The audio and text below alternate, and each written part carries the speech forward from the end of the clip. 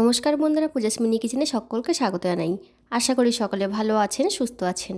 হাজির হয়েছি নতুন একটি রেসিপি নিয়ে। বাঙালির রবিবার মানে মাংসের ঝোল, আর তাও যদি হয় খাসির মাংস, তাহলে তার কোনো কথাই হয় না। আমার এই চ্যানেলে ঘরোয়া মশলা দিয়ে ঘরোয়া রান্না সহজ ও সরলভাবে দেখিয়ে থাকি, যাতে আপনাদের সুবিধে হয়। চলুন শুরু করা যাক আজকের রেসিপি। মাংস রান্নার জন্য এখানে 300 গ্রাম খাসির মাংস নিয়েছি।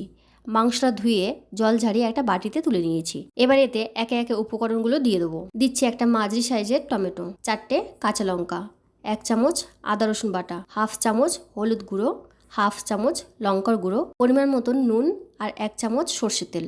সব উপকরণ একসাথে ভালোভাবে মাংসের সাথে মাখিয়ে নেবো। যেহেতু মাংসটা কড়াইতে রান্না করব, সেই জন্য আধ ঘন্টা মাখিয়ে রেখে দেবো। ভালো করে মাখা হয়ে গেছে, একটা ঢাকনা দিয়ে ঢেকে আধ ঘন্টার জন্য রেখে দিলাম। ফিরে আসলাম আধ ঘন্টা পর। প্রথমে এই গ্যাসটা অন করে কড়াইটা বসিয়ে দিলাম। কড়াইটা গরম হতেই দিয়ে দিলাম পরিমাণ মতন সর্ষের তেল। তারপর দিয়ে দেবো কেটে রাখা আলু।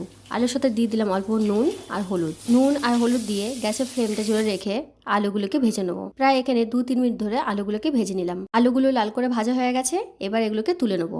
তার জন্য একটা হাতা দিয়ে তেল ঝাড়িয়ে আলুগুলোকে তুলে নিলাম। ওই তেলেতেই দিয়ে দেবো ফোড়নের জন্য 2টো তেজপাতা আর গোটা গরম মশলা। ফোড়ন থেকে সুন্দর গন্ধ ছাড়তেই দিয়ে দেবো কেটে রাখা পেঁয়াজ। পেঁয়াজগুলো দিয়ে হালকা ভেজে নেবো। এখানে পেঁয়াজ ভাজার সময় নুন দেবো না, যেহেতু আলু ভাজার সময় নুন দিয়েছি, সেই জন্য আর নুন দিলাম না। এবার দিয়ে দেবো মশলা মাখানো মাংস। এইভাবে মাংস মাখিয়ে রাখলে কড়াইতেই রান্না করা যায়। একবার এইভাবে বানিয়ে দেখুন, প্রেসার কুকারের দরকার লাগবে না। মাংসগুলো দিয়ে ভালো করে কষিয়ে নেবো।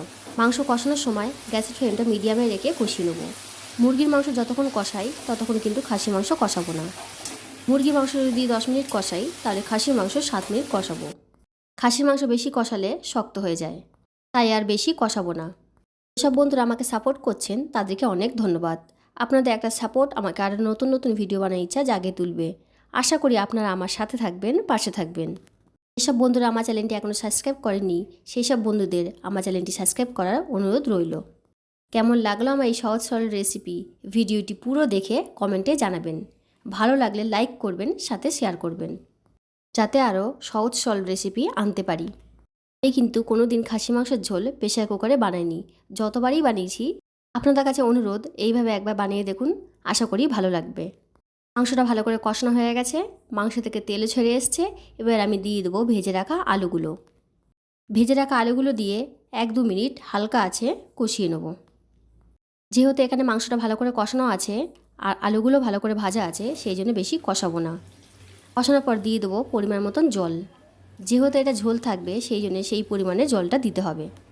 জলটা দিয়ে ভালো করে নাড়িয়ে দেবো। তারপর ফুটে উঠতেই ঢাকনা দিয়ে ঢেকে দেবো সেদ্ধ হওয়ার জন্যে।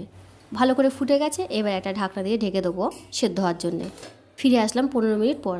ঢাকনাটা খুলে দেখে নেবো সেদ্ধ হয়ে গেছে কিনা। তার জন্য একটা আলু ভেঙে এবং মাংস ভেঙে দেখে নিলাম। ভালো করে সেদ্ধ হয়ে গেছে, এবার গ্যাসের ফ্লেমটা জোরে দিয়ে ফুটিয়ে নেবো। নামানোর আগে দিয়ে দিলাম গুঁড়ো গরম মশলা। গরম মশলা দিয়ে ভালো করে নাড়িয়ে দিলাম। তারপর 1-2 মিনিট ফুটিয়ে একটা পাত্রে নামিয়ে নেব। তৈরি হয়ে গেল বাঙালির সেরা স্বাদের আলু দিয়ে খাসি মাংসের ঝোল। আবারও চলে আসবো অন্য কোনো নতুন ভিডিও নিয়ে। ততক্ষণ সুস্থ থাকবেন, ভালো থাকবেন।